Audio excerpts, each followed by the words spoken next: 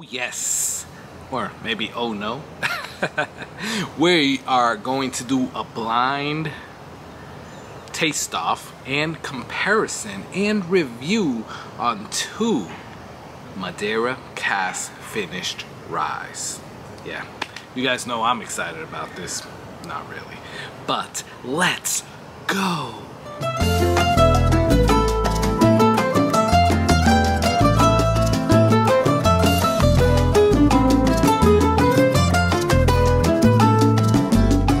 Hey, what's going on, guys? This is Carlos. Thank you for joining me here on the outside whiskey corner. We just had a rainstorm here and now the sun is out. It probably rained for like 5 minutes, but that's what happens in South Florida. And it looks like it's kind of drizzling again a little bit, so you might catch some rain. I don't know. But you still see the sun now. And this is very nice. A lot of my viewers love the outside shot, so I'm trying to do a little bit more of this. If you see me sweating like I am right now, it's because it's a little bit hot. It's getting close to the summer, so yeah. We got that. Anyways, I appreciate you guys stopping by, checking out the channel, and checking out this video. Please do me 2 favors because it would really, really help me out. Please subscribe. Yep, I'm gonna ask for it. That's a favor that I'm gonna ask of you. And another favor, it's favor number 2 that I'm gonna ask of you, is for you to like this video. That always helps out. The YouTube algorithm is a little weird, so that always helps out as well. Now, if you're feeling generous and you want to go above and beyond, check out the Patreon in the description below, or I'll pop it up here sometime during this video, so you could always check out that link. Anyways, what we're gonna do today is face off 2 rye whiskeys. Yes. And these rye whiskeys have some kind of finish in Madeira cask, right? So we're gonna do Blackened Willett, or yeah, Blackened Willett. And this is a straight rye whiskey finished in Madeira cask. This one is actually 109.6 proof. So that's a pretty good proof, quite honestly. But then we're gonna face it off against Barrel Seagrass. Yes, and this one has a little bit more going on, but it's also finished in Madeira something finished, right?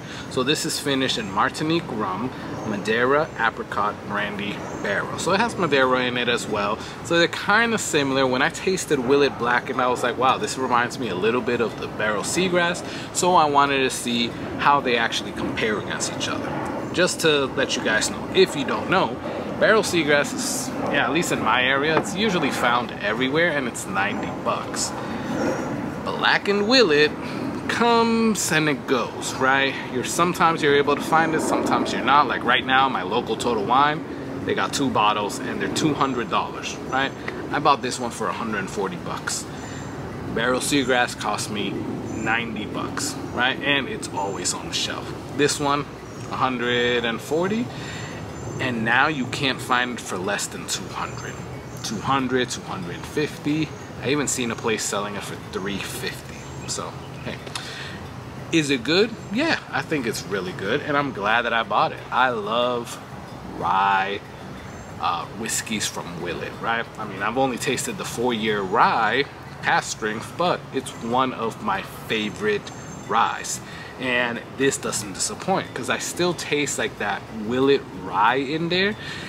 Overall, I don't like the Willett bourbon, but the Willett rye, at least that 4-year one, is amazing. Especially for me that I'm not really a rye guy.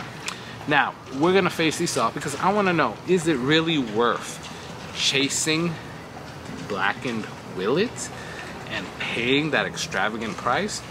Or can you just go out and buy Barrel Seagrass at any liquor store and just pay 90 bucks? Hey, let's get into it. I got my water here. We already have them poured, so I will tell you.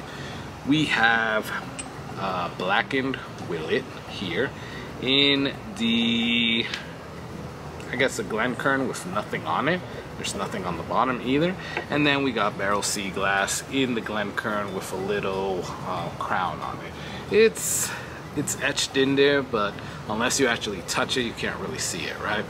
So it's still not noticeable. I'm gonna fast forward, turn these around, and we'll see where we're at. So the question is Blackened Willett really that much better for you to look for than just going out and getting a Barrel Seagrass?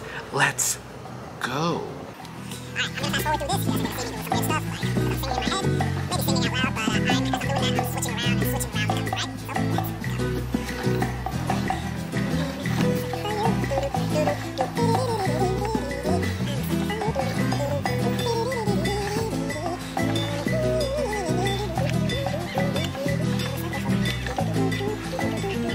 All right, so we mixed them around, and well, let's get into it. The way I'm gonna do it is that I'm gonna start with the one on my right, or glass number 1, and then we're gonna move to glass number 2, which is the one on my left. All right, so I'm gonna tell you guys which one I like better in the smell, and then which one I like better in the taste. Maybe they'll be both the same, but if they're not, either way, I'll let you guys know.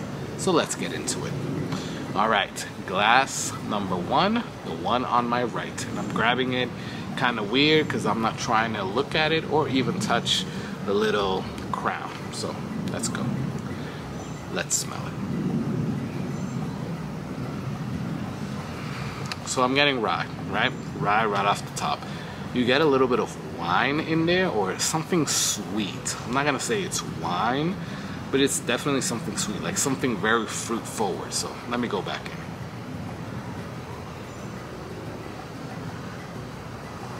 So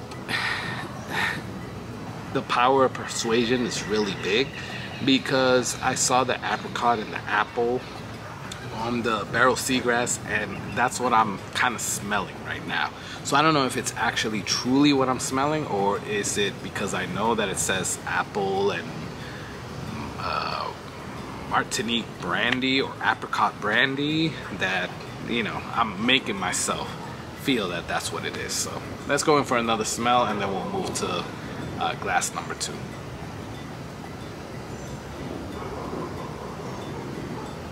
Yeah, that definitely smells very fruit forward, but you still get that rye spice for sure. All right, so I think I got my good whiff of glass number 1. Let's move into glass number 2. So here I am smelling more rye whiskey, that's for sure. Not really the rye spices, but at least the rye whiskey, right? It's really more rye straightforward. I don't know. It has a better smell to me. While the other one's a little bit more fruit forward, this one is more like you smell the whiskey and a little bit of fruit, which is pretty good, quite honestly, in my taste. For my taste, I think I appreciate glass number 2 on the smell better than glass number 1. So hey, who knows which one is which. So now we're gonna go for the taste. So let's taste glass number 1, or the one on my right. We'll drink some water, and then we'll go to glass number 2, or the one on my left. Let's go. Cheers.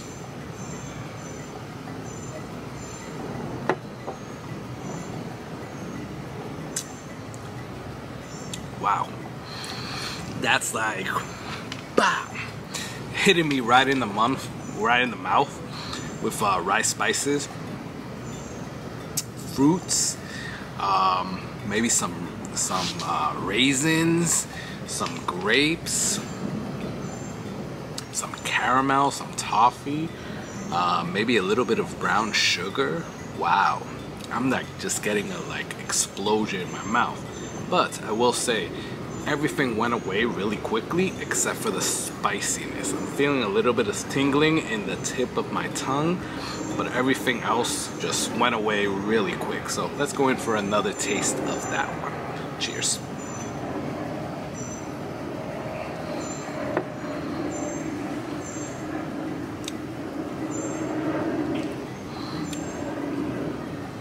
All right, so now I'm feeling more spiciness all over the place. I made it a fact to like swoosh it around my mouth. Now I'm feeling that spiciness tingling flavor in my cheeks, on the back of the tongue, at the top of my mouth, all over the place. I got a big whiff of, or a big taste of like rye spiciness. I'm still getting the spiciness, but then I'm also getting that fruit forward. And at the beginning with that brown sugar, some caramel, some vanilla, it's really freaking good.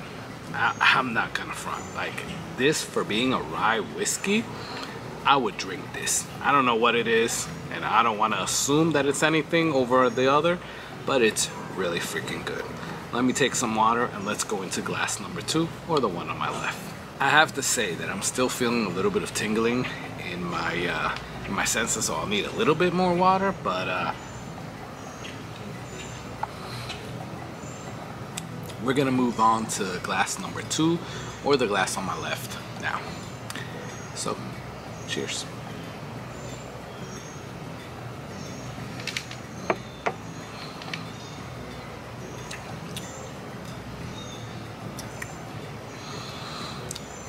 So I want to say this one is a little bit more wine finished forward. I'm feeling a little bit more of the, I want to say like the wine casks. Feeling more grapes, and yeah, kind of like a red wine is what I'm tasting here. It is fruit forward, but it's more like on that dark fruit. Grapes, raisins, plums, something like that. You do taste the rye, but the spiciness is not there. Quite honestly, what I'm tasting right now is just the wine finish, right? And I'm associating it with wine finish, but I'm not sure, but that's what I'm thinking I'm tasting, right? While the first one was more fruit forward. So with that said, I want to say that Blackened Willett is number 2, and Barrel Seagrass is number 1. But I don't know. Let me go in for another taste of glass number 2. Cheers.